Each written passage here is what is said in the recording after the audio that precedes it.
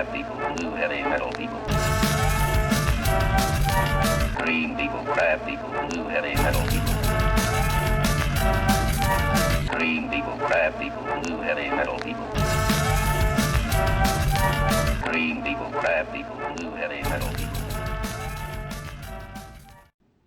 Alright guys, these are going to be the battle reports from the Attack X tournament that I went this last weekend, and in particular this video here will be about the Masters. So if you look at the video, it's longer than normal, but that's because it's going to be having 4 to 7 battle reports in it. Now, the Attack X Masters had, I think it was about 76 people in it, and it was going to be awesome. I was going to be at it with my Haley1 double storm wall, my Caine2 swarm, and I was really hoping to make it to the second day. If nothing else, I wouldn't want to do any worse than 3-1, but I had some high hopes. So in the first game, I'm going to be going with my Caine2. This is a list I know very well. Pretty much the only changes from before is that now it's all painted, and that instead of having Gorman, I have Hawk. So that's really it. And first round, turns up I'm up against Chris. This is one of my buddies from back in the day in fantasy. Hadn't seen him for a long time. He had moved away, came back, and now just turns out we're both here in, another province at this tournament. And we were talking before, catching up. And then, out of all the people I could have been against, I was up against Chris first round. So this should be really interesting. He had 2 troll lists. This one here, his EE, tier with Calandra. The other one was a Grizel type of really rush, go up there type thing. And looking at that, I really felt that I should go with my Caine2. My Caine2 is comfortable shooting down all these lights and trying to jam them out. And as well as the other one, I felt I could deal with it as well. The real thing I was worried about is if I with my Haley1 double storm wall, then maybe he might be able to shoot it down and around. I don't know. I just really want to go with this one that I was more comfortable with. So I got first turn, which was always great. I'm really just running up there. I have Blur up into the front unit of press gangers, and having Blur on them and on a hill for a lot of those guys there, that should be really good. That defense 13 goes up to defense 18 against ranged. He has ways of getting around it, but that should be a real pain with him to deal with. Tough is there on Alexia. Caine could be farther up, but I want to be a little bit safe just in case. And otherwise, you can see that the swarm is a swarming. So on his turn, he comes in, he does his best to try and shoot me up and stuff. You can see I'm missing some press gangers. That's okay, I get corpses. I'd actually thought he'd get a lot more done, but it's not so bad. Now, looking at this, one of the things I'm kind of worried about is he has the one Winter Troll running down the right side there. That's a problem for 2 reasons. One, I was going to have my Rangers now sneak through there, my Black 13th, and so he can just aim and spray, and he doesn't care about all that stuff. Plus, what he can do is, since he kind of formed a line here, he can spray down. So as I jam him, he can just spray all my guys off. So the Winter Troll is one I want to kill.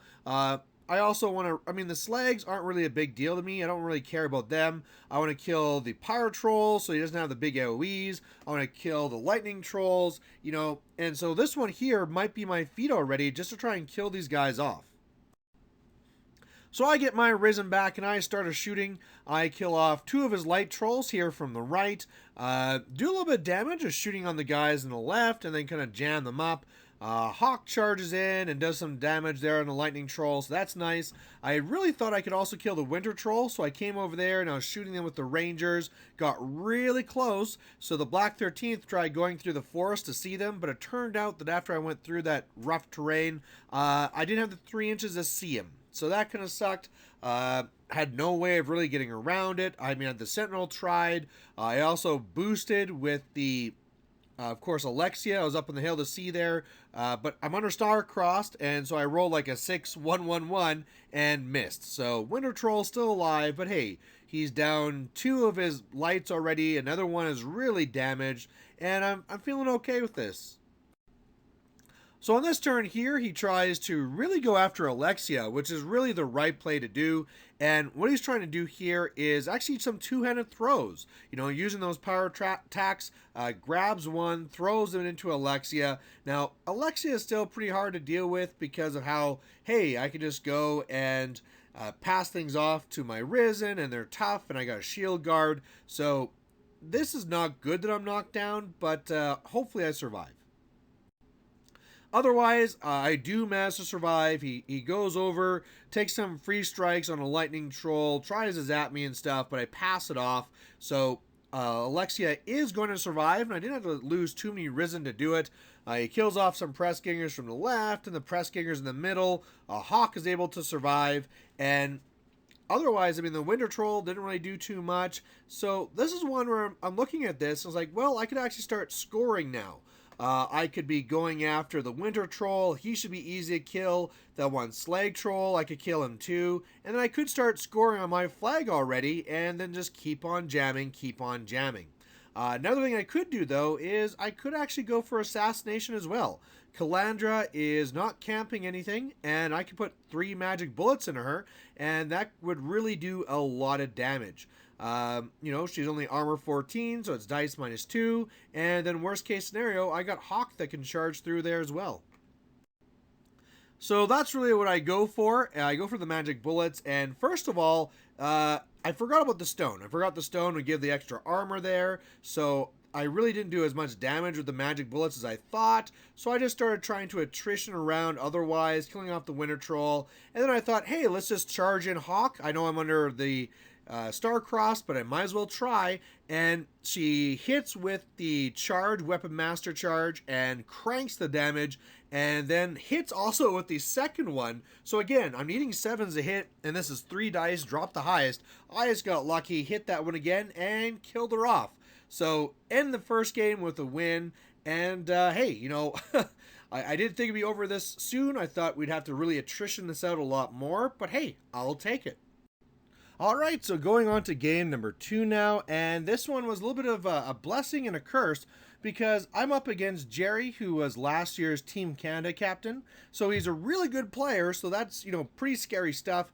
However, this is a match that's pretty well in my favor. He was running Gatsby 2, Denny 1, and the thing is that Haley1 just shuts down Gatsby 2. He really has no feet. He doesn't really have a good X-Carnate target anywhere, and I just kind of like really control the pace of the game. So that would be just really good for me. Then this one here, in the Denny one, you know, again, it doesn't really matter what list I take, you know, they're both good against this too. So looking at this, probably overall, Caine2 would be a better drop, but this is also Divide and Conquer 1, and so hey, let's get this Haley1 out there. I'll be guarded against Gatsby 2, and it'll still be good against Denny 1. And it turned out, as you see here, that he did drop Denny 1. Now, I won the initiative, and I want to go first. He picked that side. The forest that's there in front of me will be a bit of a pain for maneuvering around with Haley and stuff, but otherwise, I kind of like it. Clearly, his raiders on the left are going to try and do their backlash onto the Jack, the left Colossal, to kill Junior, but if I'm careful, I should be able to avoid that. So my first turn, I'm getting right up there, and so whereas the right Stormwall just runs right up, the first one there, the pink one, is just going to walk up and put up the covering fire. Really try and keep those raiders as back as much as possible, and as well, I'm not going to be putting out any of my upkeeps out there because he can kind of just get around them. He has the Winter Shadow Combine there, and what they can do is just say, hey, I'm near you, and your upkeeps are going to go away, and whoever your caster was that did it, you take D3 damage. So I don't really want to kind of get into that. I probably could have done that onto the Stormwall. However, again, I don't think I'm going to be taking much damage. If I do, I can repair it.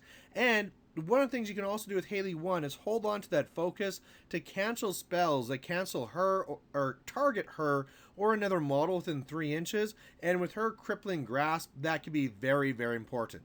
Otherwise, I also have a bad matchup here on the right because turns out that Nis just beat out Blazers because, yeah, they're really hard for me to hit, especially on a hill and or in a forest, and they can see through the forest and combine to kill me. So right now, I'm kind of staying here to kind of play chicken, but I do plan that I'm going to be just kind of cutting across later to the more central or left as I need them. So at his turn, he is running up here. You can see the Raiders getting as close as they can.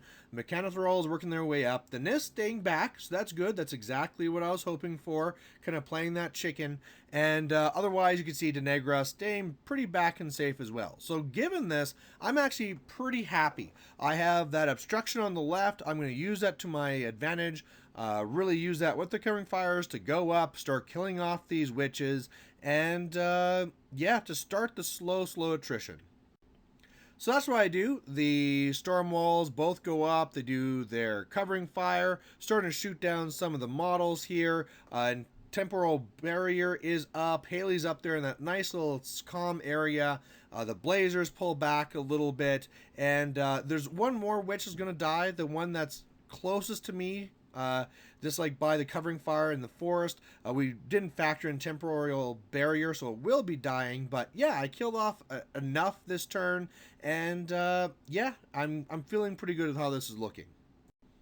Then he has a surprise for me, and that surprise is the ghostly or whatever it is, so that when he goes for desperate pace, he can actually just walk right through that obstruction on the left, and he got 5 of his raiders on me. Now he also mini-feeded, so he gets an extra dice of damage, so he gets 5 attacks. Each of these ones get to hit. They're POW 9s against armor 19, so he needs 11s, so I mean, on average, if everything is a perfect world and you rolled averages, Junior just dies. Now, of course, you should be getting some high, some low, so Junior should survive. But yeah, this was a serious attempt at his life. He took 3 or 4 damage. Otherwise, not much else. Pretty surprised that the NIST stayed still pretty far back. Something he does have to watch out for is that my blazers can just shoot my own storm walls, so maybe he was watching out for that. And in fact, that's going to be my plan here on the left. I'm just going to be shooting up my left storm wall to kill off those raiders, and then just try and make sure that all the rest go away. And then Junior's just going to be using all of his focus to heal himself. So that's really what I do. Haley's just still kind of hanging around. I wonder if I should pop my feet this turn, but I decided to hold on to it. I'm camping too, so if he ever tries to do any spells, I'm still waiting for that Denny feet turn. I can cancel them. My blazers come over, shoot that one storm wall, kill the raiders around it. So all 5 of those ones that came after me died. I kill off the other raiders that are around me. I also kill off the other Winter Shadow Combine guy that can actually dispel. So that's great. I've taken that off the table. The arcane shields can be going back up now. Everything's great. Junior healed himself up. I am just loving this. This is looking good. All of a sudden the left flag here, I mean, that's where Denny is kind of working her way to, is the left flag. And I've kind of already killed most of the stuff he has over here. So really feeling in control of the board. So what happens here is that on his turn, the Winter Shadow come up here, going around the covering fires, and start shooting up the objective. And this is a magical attack, and what I'm really worried here is that this is like the door to get to Haley. If I let this die, he can now come up, he can see Haley, the NIST can come across, get some shots on Haley, and I just want this thing here to stay here. So I said, whoa, that's a spell. I'm going to cancel, and I'm going to cancel, and I use my 2 focus to stop these spells. And this is where Jerry tells me, yeah, you're dead. And I just like slapped my head. I could not believe I did this. The shots that these guys are doing are very weak. I think they're POW 12s. So, I mean, they're dice -6. And yeah, now I'm at the mercy of his spells. And what those spells are is that Denny comes up here and does a Scourge to the objective, which I could have canceled. That's going to knock me down. Then he also does a Venom through here where he boosts the damage. And so, yeah, again, these are the 2 spells. I specifically held those on to cancel, and I didn't. And now Haley is like almost dead, knocked down, and corroded. So after that, then all he needs to do is bring over a few other things. He's able to shoot down the objective, and it was actually really close. It took a lot to destroy the objective. Then the NIST had to come over, and there was 2 that had to combine to destroy the objective, and only 1 could shoot Haley. And if he rolled the double 1s to miss, or if he rolled poorly on his damage, I'd survive, and Denny would just die. But you know, he got not bad dice. Haley dies, and he wins the game. So that means my hopes for going 4-0 and going to the second day of Masters really in danger. At this point now, I'd have to go 3-1 and have really good strength of schedule. So really doubtful. But the other thing, too, is that this is a game I felt I had well in hand, and I just made a dumb mistake. You know, this is one of the things we were talking about leading up to this event, where I've been making these kind of poor choices that cost me the game, and this is a clear one right here. I had asked him what happened if I would not have used those 2 on stopping those shots, and he said, yeah, he would not be going for assassination. He would have been trying for some sort of scenario thing. that again, I don't feel would have been really viable. Maybe like the right flag, he'd have to run over there. He kind of felt he'd go with the left flag too. Don't know about that, but yeah, lost this one. You know, Jerry's a very strong player. He had actually faced a Haley1 before this and beat him as well. So, you know, clearly he's really good to be able to fight out that bad situation. But yeah, lost this one and going 1-1 now. So game 3 here, and this is another one where I'm up against an old buddy. You know, here I am going to Kamloops. It was a 9-hour drive for me. I thought I was going to be facing all these new people, and it's people that I already know. This guy here, though, Caine, I haven't faced him in years and years and years. It hasn't been since back in the fantasy days. He was a Chaos Dwarf player, and I knew this was going to be a great game. Now, he's doing Mercenaries, and he had Fiona and also Thexus. Now, looking at these, I kind of felt that I didn't like to Haley because Fiona has a spell that lets you shoot through models, and so a Galleon shooting Haley would be bad. So I decided to go with Caine2. He went with Thexus, and this is where this list design for the jam is going to really come in handy. Normally, this is jam, run into your face, but I got a lot of guns, and I can switch this over in a second. And so what I plan to do here is to really stay back, shoot down all his guys that spray and all this, and then jam after and go for a scenario. So he won the initiative and took first turn. I forgot to take a picture of that, but really he just kind of moved up, not super aggressively. I think he knew very well I had the gun, so he's kind of holding back for a turn. But also moving more to the left, you know, the right zone looking kind of sparse. So already I'm kind of feeling that the right zone is where I might be scoring for a scenario victory. But then on my turn, all I do is, again, be very, very careful. Plus, I figure I might actually start getting some damage on Thexus. Now, Thexus is extremely hard to kill with range because he can just sack it off to his little monstrosities. So if you shoot him, it's not even just once, he just keeps doing it off to the monstrosities. However, there's also something called Magic Bullet. So I put Magic Bullet on the 3 Rangers. They go shoot the monstrosity, bounce it over Thexus. This is damage at -2. This could kill him right here if I got good dice. However, 2 of them missed and the other one rolled poorly. I think I did maybe 3 boxes. So yeah, I was really hoping to do like 10 or something or more, but whatever, you know, that was maybe asking for too much this early. Otherwise, you can see him being fairly cautious, staying back, and waiting again for him to come to me so I can attack him. So on his turn, he comes up here, and again, you can see he's going more to the friendly zone. Now, of course, Thexus is really good with scenario and trying to find these openings. You have to be very careful because with his feet, he gets to move things all over. Now, right now, he has a proxy base. It's that little blue base. It's on the edge of the hill. But he comes into with his 2 monstrosities, trying to kill the Rangers there, missing all of those attacks. So hooray for me. And really, yeah, again, staying out of the right zone. So again, I'm just thinking this is fantastic. Now, Thexus is not making the same mistake as last time. He is holding on to all that focus. So he did put up the deflection or whatever it is, but otherwise camped everything. So I believe now the Magic Bullet trick is gone. That's not going to work. I'm going to start going for scenario here. So what I really want to do is to move up, kill off as many of these spray guys as I can, most of it probably with Magic Bullets, and then start getting myself in the right zone. So that's what I do. I put on some Magic Bullets, kill off some of the spray guys from the right. I really had hoped to kill more. I only killed 1 of my 3 targets, so really didn't get what I wanted there. Otherwise, killed more of the spray guys from the left.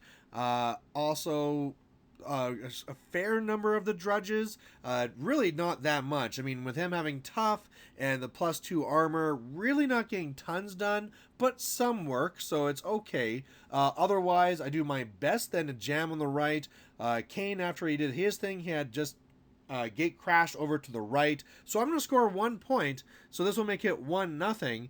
And one of the things I also kind of did on the left as well is I didn't want to super jam, because if I super jammed, he would probably more focus on trying to contest and trying to attrition. However, I made the left zone easier to get into, so I want him to pop feet, clear the left zone, get in there, and start feeling like he's going to shift there to score, having less dedicated to the right, so I can just keep scoring.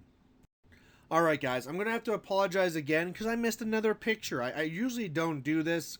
Clearly maybe I was still frazzled from that last game. But really what he does is he uses his feet offensively. He moves my guys so that they're all bunched together, so he can spray them all up. And when he went for that, it really didn't work out. He had a lot of bad dice, so a lot of misses. I had a lot of toughs. And at the end of the day, he also made a mistake in that where he lined up on the right to really just spray me and shoot me with his Tactical Arcanist Core. He got nothing in the zone and then made a wall so nothing else could get in the zone. So I'm going to score another point on his turn. His one monstrosity got to my Sentinel and really bashed it up. It's barely alive now. But yeah, I was up 2 points then to 0. And so on my turn, I just wanted to keep up going with it. So on the left, I keep on trying to shoot down the rest of his spray guys and stuff, jamming deeper into there. With Alexia, I bring on my corpses. I turn one of them into a thrall. I'd made a thrall earlier and then just kind of forgot about it. You can see down by my wall. But the new one charges into the objective, does some good damage there. Caine staying back, doing some magic bullets. Again, killing off all the spray and the tack up here. Last one failing command. Scoring again, so now I'm at 3 points. On his turn, he does his best to try and fight the tide going back. He is able to clear out the left zone, and Thexus is way in there, so he's going to dominate there, get 1 point. He gets one of his monstrosities into my zone, so he contests mine, so it goes to 3-1. He also destroys my Sentinel, and also gets a little bit of damage on my objective. But otherwise, that's really it. And now, seeing this, I know I pretty much won.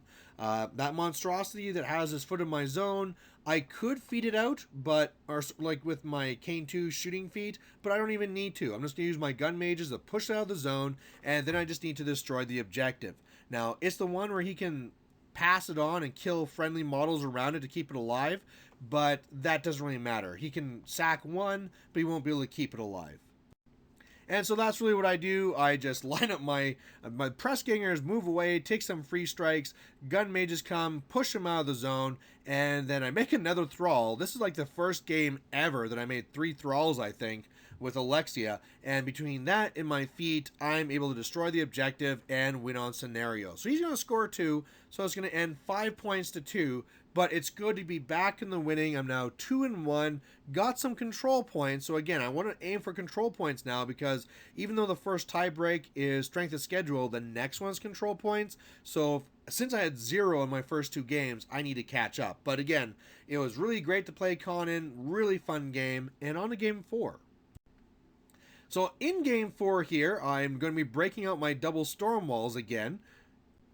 And that's because I'm up against my buddy Jacob and his circle. And so that's the hilarious thing. You know, I come here 9 hours to this tournament in Kamloops to go play against, and you know, all these people I've never seen before and experience all this stuff. And all 4 games are against people I already know. So, you know, that's no problem. All these guys are really great opponents. Jacob's a really fun guy. But this one here for the list chicken was very interesting. He had Kruger 1 and Kruger 2. Now, normally he doesn't. He goes like with Bradigus, Kruger 2, something like that. And this Kruger 1, of course, is really good at killing infantry. And I felt this is actually something directed at my list, because he gets to just put down those 3 templates, zap tons of guys, and really clear things away. And of course, the blood trackers can do their thing too. And so I really felt that's what he was going to go for, so maybe I'd want to go with the double storm walls. However, Kruger 2 with his heavies can get past Haley1's temporal barrier, and with those heavies they can port in and really smash my storm walls. So I felt that's probably what he's going to go for, and so I went with my storm walls. He went with Kruger 1. I made the right call that he would go with his new list, and we'll see how this goes. Now, I won the initiative. Again, I missed another picture here, guys. Sorry. So this is after my first turn, but oddly enough, the arcane shields are not on my storm walls. I'm a little bit worried that he's going to pop feet, put them on my casters, and, well, the Haley and Junior, and try and kill them off. So I'm actually starting this off with the arcane shields on my own guys and just running up both storm walls. His first turn, he gets really aggressive running up here, and this is where I can see he's trying to really jam me out of the zone. And an interaction I didn't think of is that he puts lightning tendrils up onto the blood trackers here, who, by the way, are preying the left storm wall, the pink one. Now, what that means is that they're immune to lightning, so I can't kill them with pods, I can't kill them with electroleaps, and that really mitigates how much damage I can do. Meanwhile, he has his other little blood weavers, or whatever they're called, flanking down the left side. Clearly, if I get anything into the zone, he's kind of positioned there for the stalker to walk up and hit it. I mean, with it having 6 inches in reach, even with temporal barrier, it's still going to get to me, unless I go to the very corner, maybe. But otherwise, this is the situation. So what I'm going to do then is I'm going to come up here, pop feet, try and kill off as many of these guys as possible, get one into the zone, and then really just try and hold out. And then if I kill that stalker, it should be pretty easy to go from there. So that's what I do. I actually have Junior drop the arcane shield on himself, put it on the right storm wall, then he just ditches. He goes back. So in later turns, I won't have any focus to allocate, but that's okay. Otherwise, I have Haley go. She pops her feet. She's still camping a little bit of focus there. And otherwise, the Blazers go up with their double shots, and they just murderize a whole bunch of these blood trackers. You know, they have stealth, so I have to get right up there, but they're really fast. And luckily, I had enough room between the storm walls and the blood trackers I could get in there, and I just kill a bajillion of them. After I do that, I can move up here. Also had another storm wall. The pink one actually just aimed and killed a couple of guys there first, which actually made more room for the Blazers. So that happened first.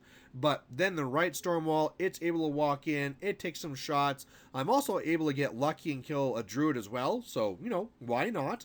But this is the situation, and I'm feeling pretty good. I just decimated a whole unit of his. I also was able to kill off both of his gallows groves, so that's really going to take away his arc nodes. And his stalker will get to me, but I'm pretty sure I'll survive. So that's what he does. He has a stalker go, and it gets on primal, and it's going to come up here with a +2 strength. So it's still only strength 20, so it'll be a dice -2. But the biggest thing that killed this is that, first of all, the math is in my favor. Second of all, when he comes up here, he misses his initial attack, rolls double ones, and then for his last attack, rolls double ones as well. So really, really did not do the damage he was hoping. So Kruger 1 also comes up here and pops up feet. He's able to kill off 3 of my Blazers. That does a command test. They're able to survive. He's also to keep one of the ones he placed back here, was able to hit Haley, do a little bit of damage, and then also kill off both Tinkers. So where I had hoped to repair, both my repair guys are gone. But yeah, now he's just right up here.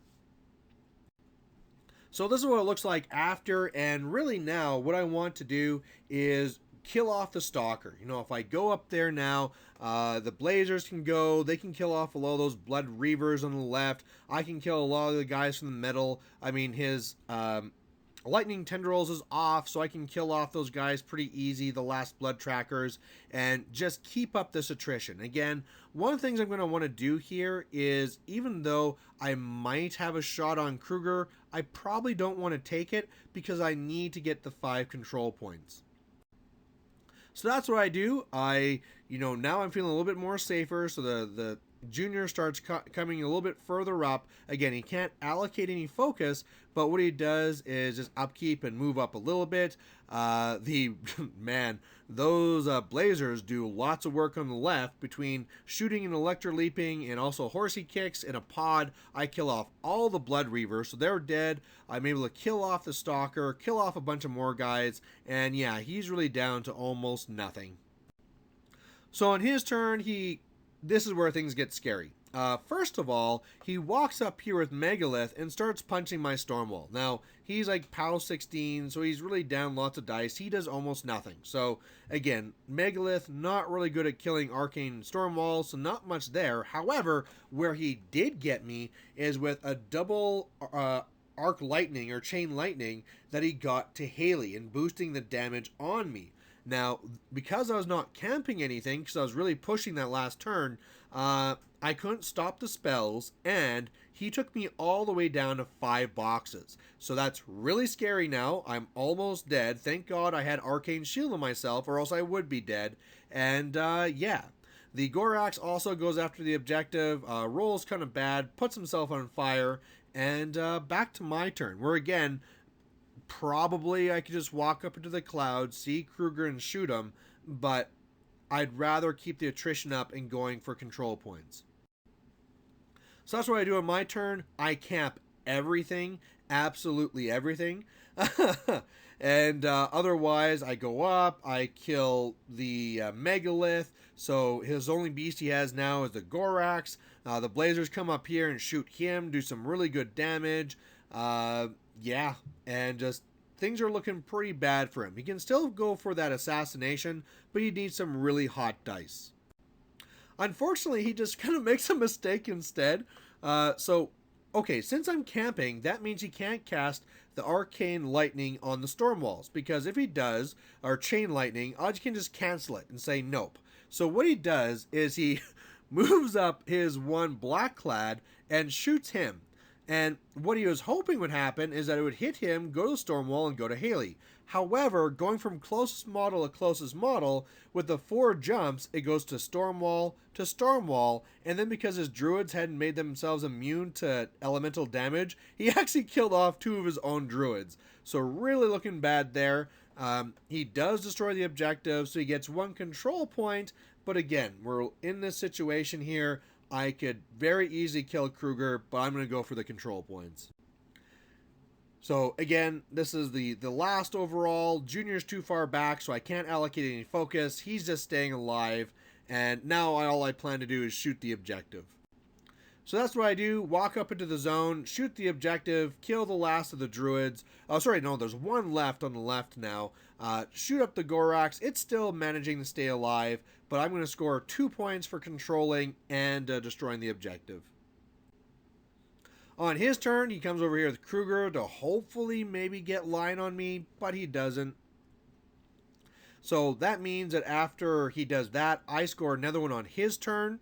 His Gorax tries to punch me, but with his mind out, even boosting, he still misses my defense 15.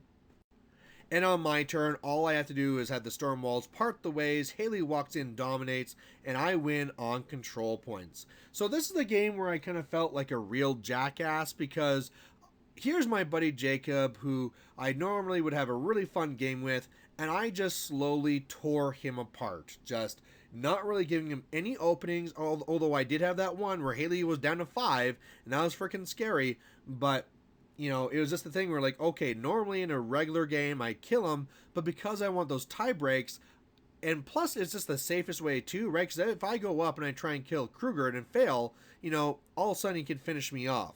So I kind of really just kind of ground it down, killed him off, and he said he was okay, he understood what was going on, but I felt kind of like a jackass for doing it. So at the end of the day, I went 3-1, and when they posted up to see who was going to make it in, there was 3-1s are going to make it in, and unfortunately, I did not make it. If you look at the board there, I actually came in 15th, which isn't bad when there's like 76 or 5 whatever people, but the people who make it in were Jerry. He was on 8th. That's the guy I faced in the second game that beat me, so good to see him in there. Also some other local players. Good to see that at least one Signar player made it in there. But otherwise, I felt okay. I didn't make it into this, but there's going to be a team event the next day. I won 3 out of my 4 games. The one I lost, I felt really well in control of. Just a dumb mistake. And, not feeling too bad. So, if you guys have any thoughts on my list, the way I played, or anything like that, please put them down below. But otherwise, there you go. There's my Masters for Attack X. Really enjoyed it. Really well run. And the team games will be coming right up.